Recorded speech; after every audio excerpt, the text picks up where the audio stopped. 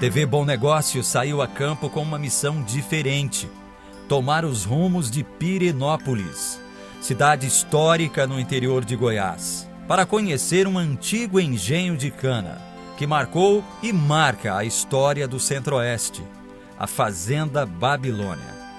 Pirenópolis é um município histórico, sendo um dos primeiros do estado de Goiás. Foi fundado com o nome de Minas de Nossa Senhora do Rosário Meia Ponte, pelo minerador português Manuel Rodrigues Tomar. Atualmente, o município sobrevive principalmente do turismo, atraído pelas belezas naturais da cidade, cercada de morros e cachoeiras. As construções históricas espalhadas pela antiga Pirenópolis resistem ao tempo. Dentre elas, destacam-se a Igreja Matriz de Nossa Senhora do Rosário, no centro da cidade, um dos principais cartões postais de Goiás.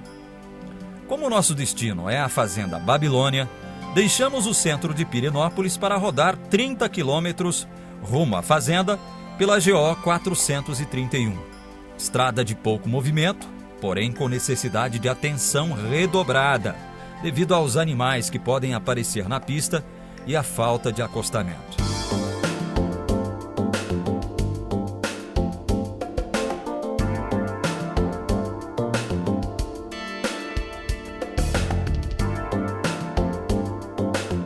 Cravada em meio ao cerrado, encontra-se a grandeza histórica do antigo engenho que já foi base econômica de Pirenópolis. Esta é a Fazenda Babilônia, com nome inicial de Engenho de São Joaquim, um dos engenhos que marcaram o início do interior do Brasil.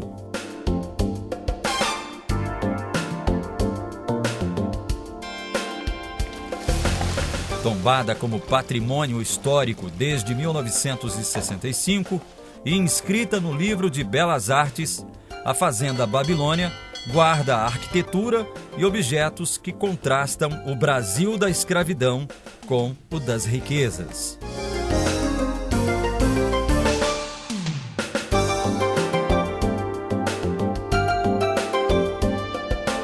No início do ano 1800, o engenho de São Joaquim já era considerado a maior empresa agrícola do estado de Goiás. Além da cana-de-açúcar, por aqui plantava-se em escala industrial mandioca para a produção de farinha e algodão para a produção de fios de algodão. Já naquela época, esses produtos eram exportados. O açúcar era para subsistência, né? Porque nós não tínhamos como buscar açúcar no litoral. Tudo em Goiás chegava depois, né? Um goiano para ir a São Paulo, Rio, naquela época, ele gastava 6 meses de viagem. Era através de tropa de burros, né? Então o açúcar era uma produção mesmo, consumo interno. Goiás, Mato Grosso, um pedaço de Minas, comprava açúcar aqui da Fazenda Babilônia, né? Agora, o que mais deu dinheiro para o comendador Joaquim Alves foi a produção do algodão. Goiás já exportava algodão para a Inglaterra. Isso é muito interessante, que pouca gente sabe disso. Porque hoje nós temos aí uma grande produção de algodão em Santa Helena, né, que está tendo um mercado. Goiás já exportava algodão. E era um algodão muito elogiado pelos viajantes. Dizia que era uma das melhores fibras de algodão do Brasil, que vinha do Cerrado, que vinha do Centro-Oeste. Então aqui teve uma grande produção, quando ele fazia um intercâmbio com o litoral, ele levava algodão e trazia produtos para Goiás, né? A parte principal do engenho era a moenda, que ocupava o grande saguão da sede da fazenda, como representa a figura exposta na parede. Uma espécie de triturador composto por rolos que servia para esmagar a cana-de-açúcar a fim de se obter o caldo da cana. A moenda podia funcionar através da força gerada por bois, a água ou os escravos. Tudo isso muito bem preservado na fazenda. A produção era tão intensa que chegou a contar com 200 escravos. Além da produção de açúcar, aqui produzia-se também algodão, que era totalmente vendido para a Inglaterra, para a produção de fios. No Muro de Pedras, construído pelos escravos durante o descanso do trabalho na moagem da cana entre as safras, também está a demonstração de que aqui tudo era feito com muito zelo e acompanhado em detalhe pelos feitores, homens que monitoravam as atividades dos escravos. A fazenda, fundada pelo senhor Joaquim Alves de Oliveira, homem culto, nascido em 1770 em Pilar de Goiás, ainda preserva na sede o piso, as vigas e as telhas seculares, tudo em perfeitas condições.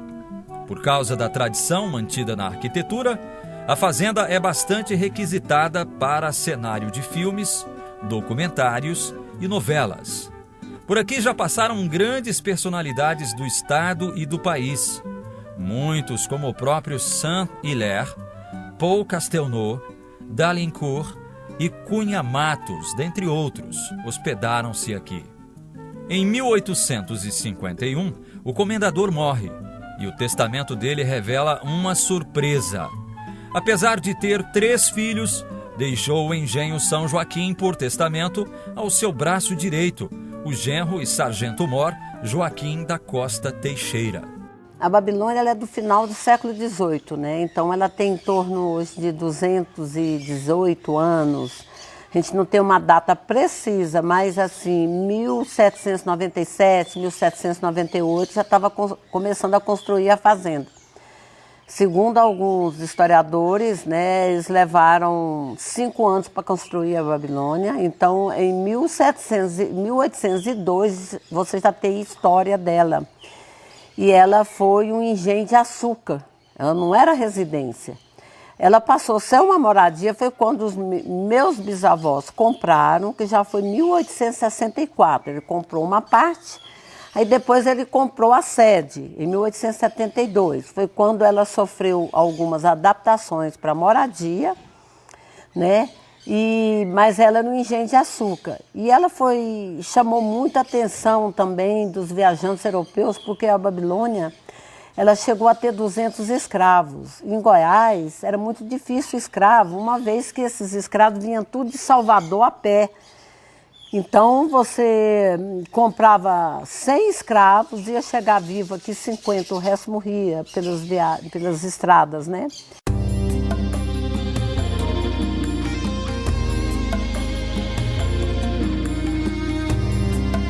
Com a construção de Brasília e o incremento do turismo em Pirenópolis, a Fazenda Babilônia tornou-se local de visitação.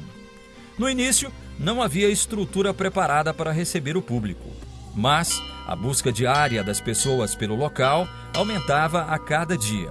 E isso criou a necessidade de preparar estrutura para receber as visitas.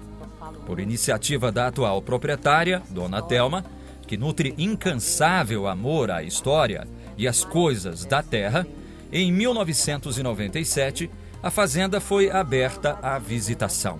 Hoje, eu recebo turista hoje do mundo inteiro, né? Hoje, com essa comunicação que você tem via internet, eu participo de alguns sites de busca. Então, assim, eu tenho o meu site em inglês também. E como eu faço um turismo cultural, atrai muito. Então, eu recebo não só do Brasil, mas de outros países. Eu estou em alguns guias internacionais, como um guia que circula nos Estados Unidos, outro que circula na Europa. Então, recebo de vários lugares. Tem pessoas que vêm e não querem ir embora, né?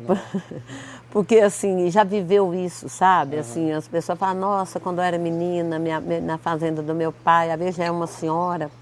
Nossa, eu via Monjola trabalhando em engenho, que saudade, sabe? Enche os olhos d'água. É muito, assim, emocionante, porque a gente acaba mexendo com a emoção, né, das pessoas, assim, volta no tempo, né? Mas, assim, o trabalho pedagógico que eu faço mesmo é mais ou menos 1h30, porque a gente dá uma palestra para os alunos sobre a história, né, de Goiás. Eu divulgo muito a história de Goiás, a gente estuda muito pouco, né? Então eu falo muito sobre a nossa história, que tem tudo a ver, né, em Babilônia e tal.